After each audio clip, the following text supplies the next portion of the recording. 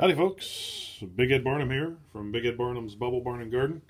And as usual, when I'm by myself, I forget to turn something on, so I'm just going to go over here. And while I'm pretending to know what I'm doing, I'm going to try and do what I think I know I'm doing. That doesn't make sense, I don't think. I don't know how to talk. It's time for Barnham Book Club number 11. Watchmen chapter shit-teen or fart-teen. I don't know. Let's see what's going on. Hi, Randy Knickers. I saw you join over there. You might be the only person joining us at the moment. Let me head back over here to my analytics aggregator.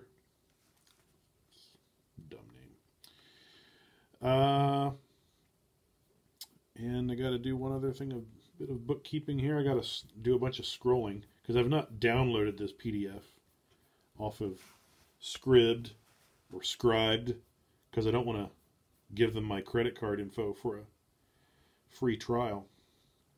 Well, hang on a second here. I got to make sure I'm on Do Not Disturb with my you-know-whats, and I think I may have... Hang on a second here.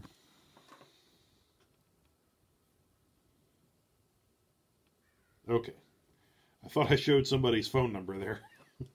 So I needed to just make sure I didn't need to go clean something up for the video-on-demand version of our little show. Let's see. Morning, Randy. The ham is spinning, but I've also got the stationary ham, which does not. Let's see. I'm supposed to be over here somewhere. Ignore me as I share my desktop. Did I close? No, here we are. All of this is an indication that at about about 7 o'clock this morning when I woke up, I was like, the last thing I want to do this morning is do the book club stream. Not because I don't like streaming, but because I'm just tired of dealing with this book. And so I've not even fully read today's chapter. So it's turning into, kind of like a real book club, where there's always some jerk-off that doesn't bother reading stuff, but shows up for the canapés and the crudité. I love the words canapé and crudité, so I'm just going to use them in every stream. But at most book clubs, there's always some asshole that shows up, because they want to drink the free boxed wine and have some crudité and canapé and pretend that they got a little book culture. I can't see what folks might be chatting because I'm trying to get. I should just come down here because I know. Can I just go to a certain page? Yeah, I can. Let's try 220. 220.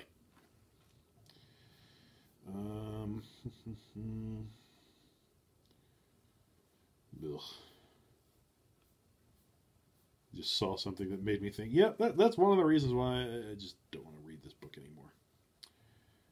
Boop, boop. So I think we were going to have to double dip on a couple of upcoming episodes of the book club anyway, because April, I'm traveling almost every weekend in April. And every time I think to myself, yeah, I should try and do some sort of streaming on the road. By the time you put in, an iPad and a phone, and then your laptop, and then you're like, well, maybe the hotel has Ethernet. I'll pack these cables and all these other things as well. And, oh, maybe they don't have tripods. Maybe I should take, all this stuff. And it's sort of like, you got to pack a bag just for your streaming stuff. Not necessarily a large bag. If you're driving, that's fine. But if you are flying, I think I'm flying all these places. So I think next weekend we are going to. Why do I keep doing that? Next weekend we are going to finish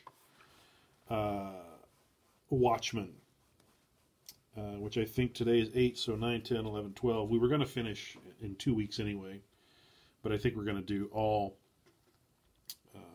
the last 4 issues in one go next week. So, you do need a bag for guns, unless you just have handguns are all you're really going to need on your caper. And then I like, when I'm going on a caper that requires firearms, I like to just keep the small arms firearms to myself. And then, contract out, if I need somebody, with like, an assault weapon with a long barrel and, a tripod and, all that kind of stuff. I usually just kind of outsource that. There's all kinds of hired assassins with long-barreled guns. No idea what I'm talking about. Let's head over here to Restream. Check out my stuff.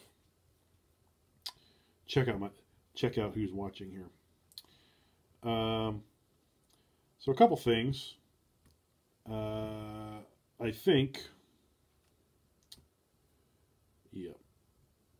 having trouble because I don't want to stream today.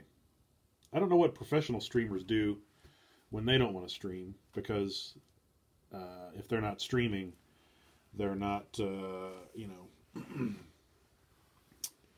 getting their donations, and depending on the platform, they're not getting the fake currency that translates into a real currency for the streamer.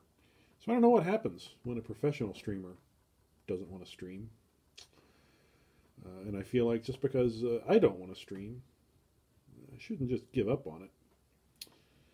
Because I do enjoy streaming. It's just sometimes you just don't want to stream about the thing that you've promised people you're gathering to stream.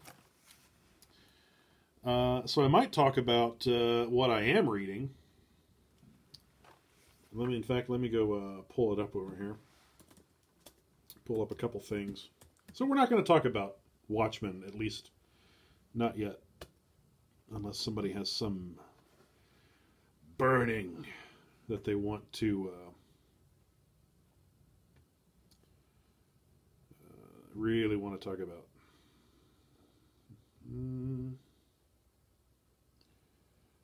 Let's see. There's a writer. Her name is Eve Babbitts. Actually born the same year as my mother, who would have been, I think, 75 by now. So Eve Babbitts is 75. And let's see. Maybe if you get off of this. I'm considering this a false start. Hey folks, Big Ed Barnham here from Big Ed Barnham's Bobble Barn and Garden with an important message for you. You've joined me for Barnham Book Club number 11, Watchmen, Chapter 8, in which we're probably not going to talk about Watchmen very much today because I'm sick of it. I'm sick of it. I don't want to finish it. Anyway, what I am reading is, let me see if I can get on the actual publisher's page for this. Yeah, let's do that. Let's do that.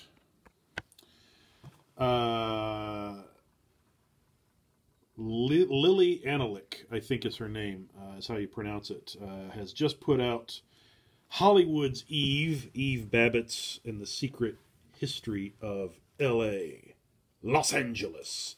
What Joan Didion is to New York, Eve Babbitts is to Los Angeles. Even though Joan Didion, I believe, is a California girl by birth. And then she moved to New York, and then her and her husband moved back to L.A. to write screenplays. But they always sort of painted as New York people. Anyway, Eve Babbitt wrote a book called Eve's Hollywood. Is a sort of a play on the title here. And Eve Babbitt was sort of, and I'm only about halfway through this book, but depending on where she is in the arc of her life, lots of little arcs. She's artist, collage artist, sort of a groupie, but not the kind of groupie that just hangs around in the green room waiting for the band to come back after playing a gig. She's the kind of groupie that is the smartest person in the room, which would later be revealed when she starts writing about all this stuff. Painter, I think mostly watercolors. She did several album covers. Basically just an artist and a writer living in LA around other artists, writers, dating everybody from Harrison Ford, Jack Nicholson, Steve Martin.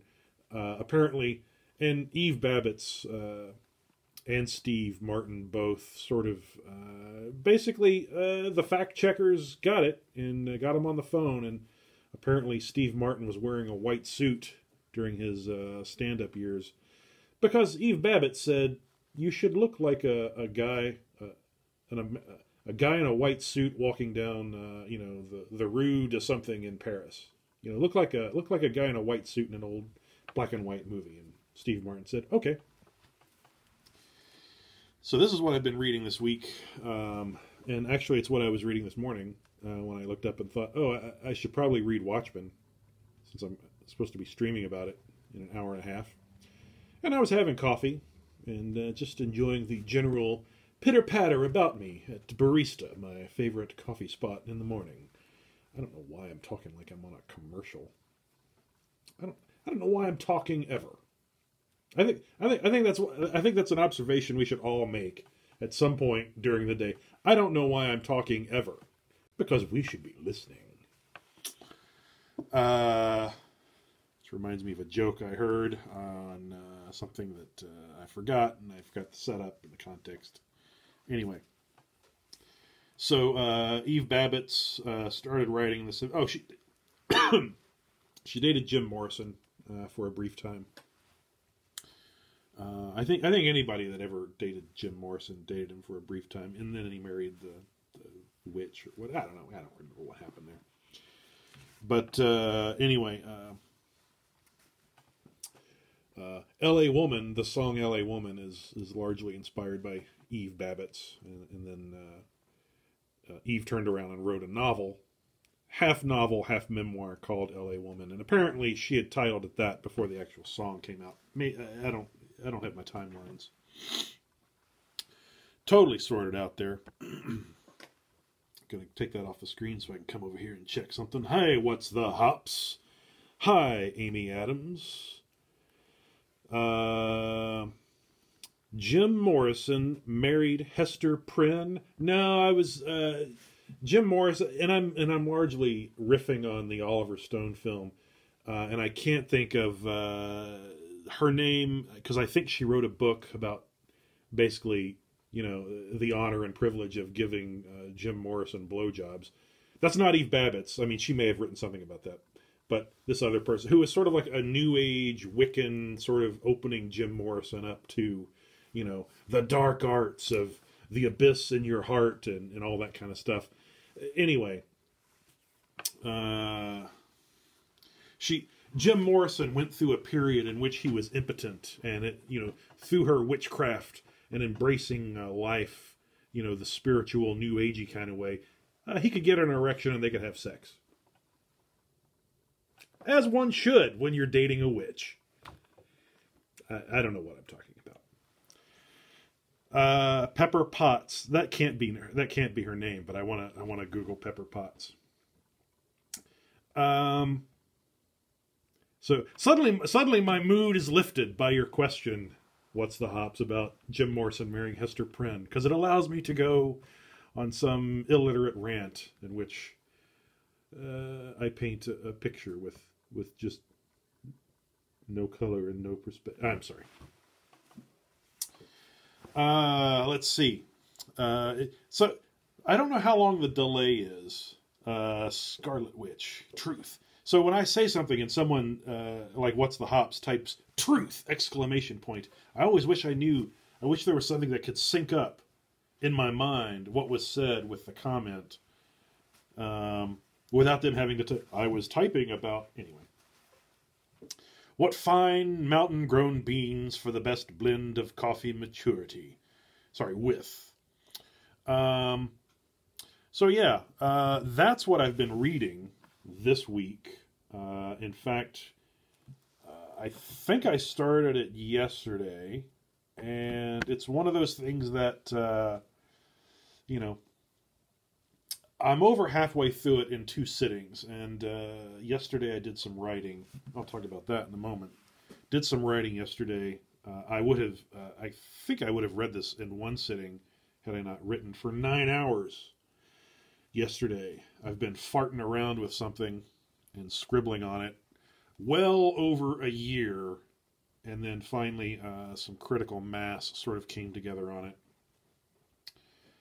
And yesterday was the day that I started hammering out on that. In fact, that's immediately, when I get done with this stream, I'm going to host probably What's the Hops if they're streaming today.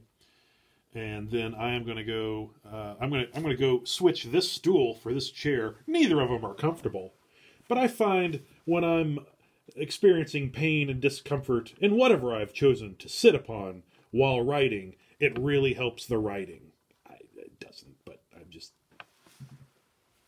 You want to be a better writer? Get a shitty seat. Nobody said that. And one of the things about this book that I read, so I read a review of this biography, and one of the things that some people have criticized it for, and I think maybe these aren't fans of Eve Babbitt's, is the memoir is sort of written, not a memoir, biography is written as if it's sort of, Lily Annelich is sort of picking up some of the same styles and patterns and grammatical, can't think of the word, deviations that Eve Babbitt's sometimes. Apparently Eve Babbitt's is an awful speller. At least she was when she was younger and writing in her early 20s. She didn't care about spelling. It was like, I got to get this thought out. And that's what an editor's for. But Lily Annelich has written this biography in a style that sort of matches the memoirs and essays of Eve Babbitt's. And if you don't know Eve Babbitt's, I guess I could show this on the stream. I don't think I'll get in trouble, but I'll let you Google it yourself. Google Marcel Duchamp chess or Marcel Duchamp naked chess, and there's a series of photos in which Marcel Duchamp, the artist, is playing chess with a lovely naked Eve Babbitt's. And that was 65, 66, something like that. And Eve Babbitt's gets naked in this photo, which is photographed in the Pasadena Museum of Art, only because the director of the Pasadena Museum of Art kind of slighted Eve, who he was cheating on with his wife. Anyway, Eve gets revenge on this guy by, I'll parade around your museum naked and have it be a photo spread with Marcel Duchamp. And Eve Babbitt's and Marcel Duchamp were not romantically or sexually involved. Eve Babbitt's and the photographer were. And that was I guess you got to read it. But it's better reading than Watchmen. In fact, a woman like Eve Babbitt's would never appear in an Alan Moore work. Maybe it should be Big Ed Barnum's Babbitt's Book Club. Anyway, this has taken up a lot of my time. It's taken up a lot of our time right now. I'm going to head back over to our stream chat so I can see what folks are saying. Strip chess. I would like to show the photo, but I know even though we're 18 plus on Mixer, I don't think Facebook cares. In fact, you could probably find somebody's posted this book on Facebook. I'm not going to post it. No use. Showing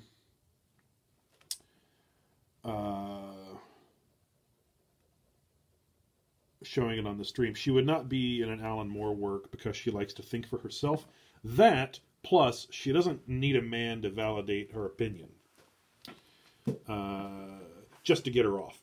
Sorry, don't say that. Don't say that. You didn't say it, I said it. No. Eve is the smartest person in the room, probably. She's not going to hide her opinions. And, you know, I don't think we've seen that in Watchmen yet, without the woman paying some sort of hefty price for it. It was very easy to find the photos. It seems it was a series of photos of naked chess. There were, in the book, I think there were a couple hundred photos taken that day, and I can't remember the artist's name. I want to say Max something, but the photo that would be published, so to speak, and on display at the museum retrospective was one that Eve Babbitt's, she was like, yes, I'll get naked. Yes, you can take a bunch of pictures, but I get to pick the one that is selected for the display at the museum. And so, yeah, that's what I've spent a lot of my time reading in the last 2 days, and writing, which is something that I can talk about a little bit, but I don't think it.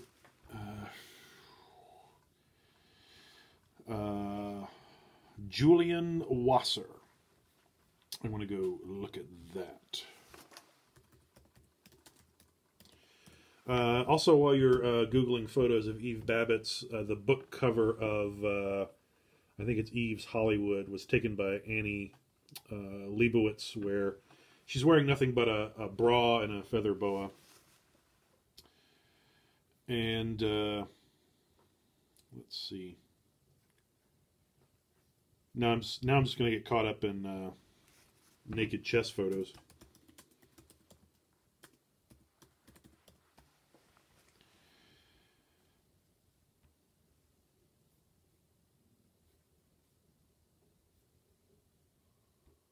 Yep, getting caught up in naked chess photos.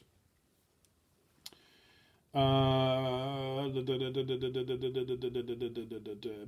I was going to say something. So I'm trying to think of all the album covers that Eve Babbitt's did the cover art for. I think a couple for the Birds, Flying Burrito Brothers, maybe, Graham Parsons, Buffalo Springfield. Let's see. So that's kind of where we are this morning. Is just I'm just farting around. So maybe we should call it. I don't know. I don't know what to talk about today.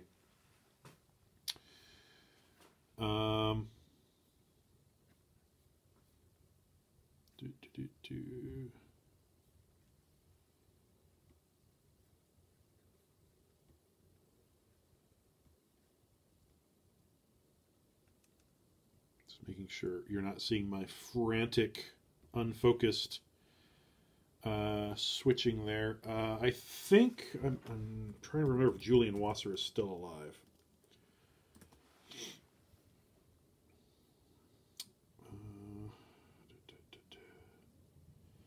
I think Julian Wasser also did a famous photo of. I don't want images. Steve McQueen did a lot of photos. A lot of books.